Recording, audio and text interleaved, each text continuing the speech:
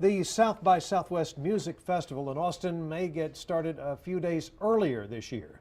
The city is now accepting permits for live music during South by Interactive. But despite more music, Austin's assistant police chief overseeing special events says the festival will be safer than ever this year. APD is making changes in the wake of last year's tragedy where a suspected impaired driver ran down several festival goers, and KXAN investigator Robert Maxwell shows us what police have planned. Much of what APD Assistant Chief Jason Dusterhoff told public safety commissioners this afternoon is what he told KXAN last month.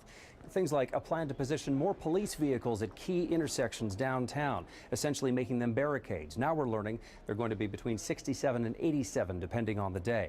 Putting more officers on patrol, as many as 120 more on the one weekend of South by, with more live camera surveillance during the entire festival. As well, there's a plan for improved lighting along East 6th Street. And in the last hour, public safety commissioners have been asking Assistant Chief Dusterhoff about resources being diverted from other patrol areas during the festival. We're looking at, can we pull training vehicles that are out at the academy? We're looking at highway enforcement that have take-home vehicles.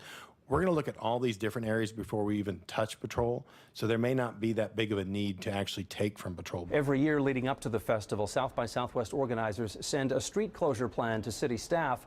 Police and other agencies review it before signing off on it.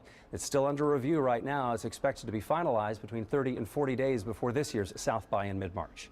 At Austin City Hall, Robert Maxwell, KXAN investigates.